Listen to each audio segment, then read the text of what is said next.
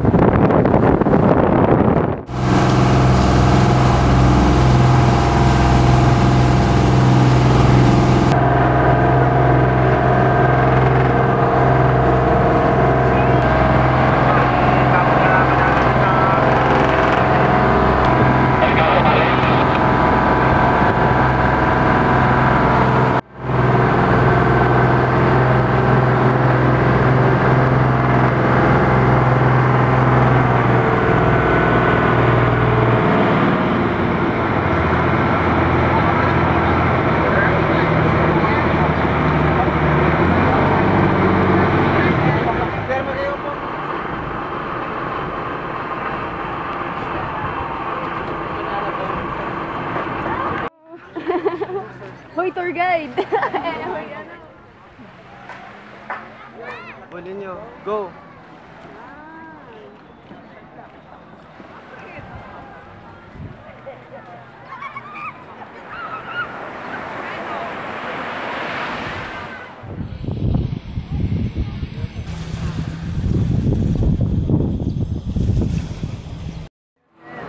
Marahil para sa mga urban at turista, maliban sa rikit ng isla, ito agad ang makakapukaw sa kanilang interes. Narito ang komersyalisadong hanay ng mga souvenir shops at marami pang iba.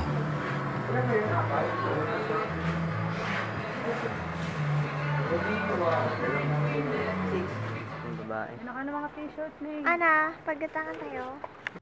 Sa White Beach Resort kung saan kami nanirahan, nagsimula ang aming paglalakbay.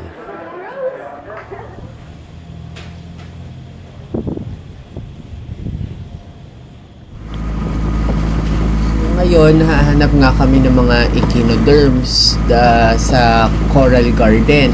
Tapos, yung mga echinoderms na ina-expect namin mahanap ay syempre sea urchin, sea cucumber, starfish, ganyan.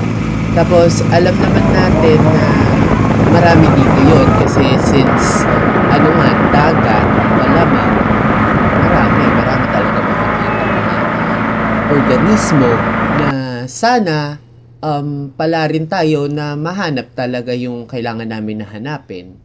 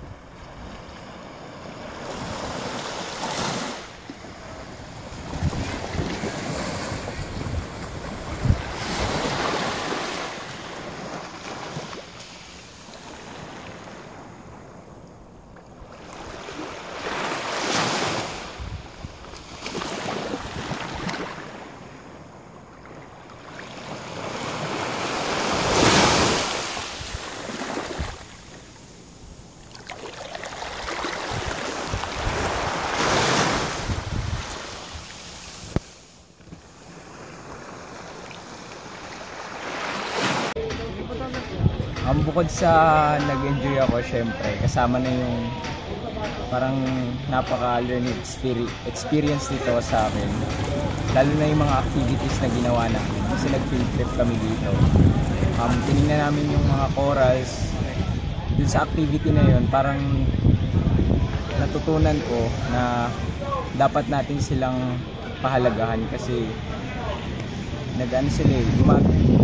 gumaganap sila bilang gumaganap sila na yung roles nila importante sa ecosystem natin. Tapos yun, na-appreciate ko na kailangan natin silang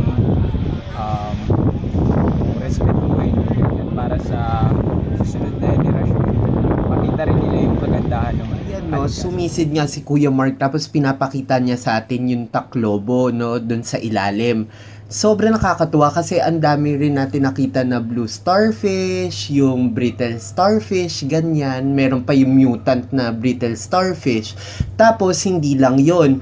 Bukod pa dyan, nakakita rin tayo nung tinatawag na variety ng sea cucumber. Yung tawag doon, yung tawag doon ay sinapta. Tapos, nakakita rin tayo ng crown of thorns, yung tae ng kalabaw sa Filipino. Tapos may sea urchin din yung kinakain, yung edible. Tapos meron din yung black sea urchin na sobrang... Tapos yung view rin, sobrang overwhelming talaga at nakakatuwa.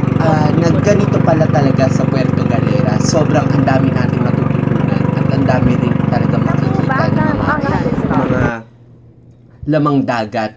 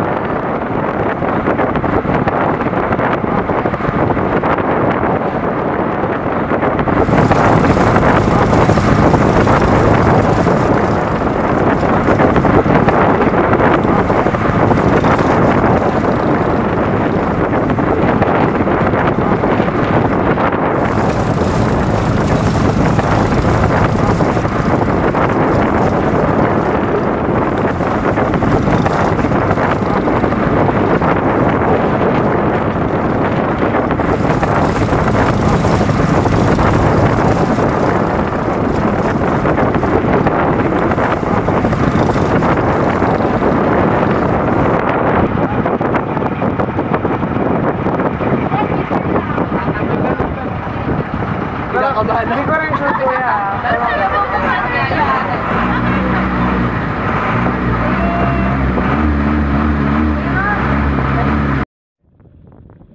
Wait lang. Ang ganda. Sa dorm. Na ano yan sa'yo?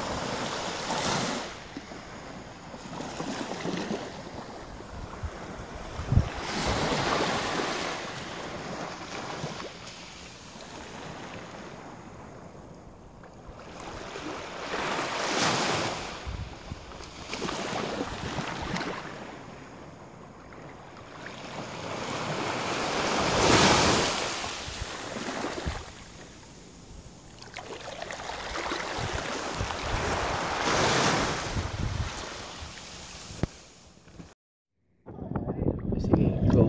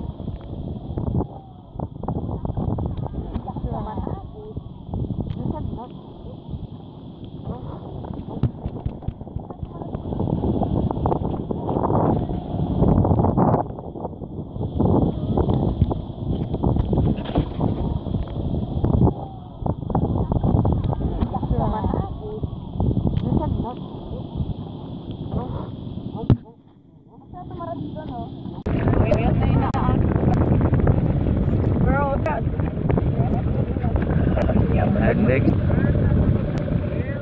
Maldives.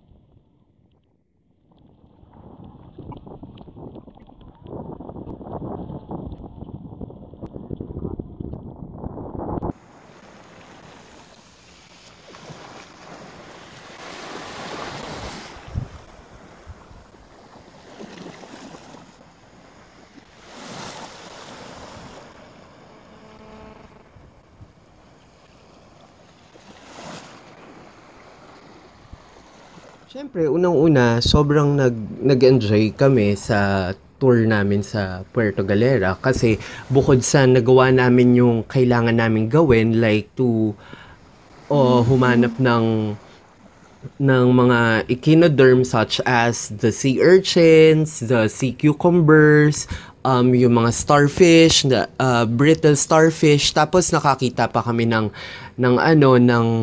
tae ng kalabaw o yung crown of thorns nga kung tawagin nila.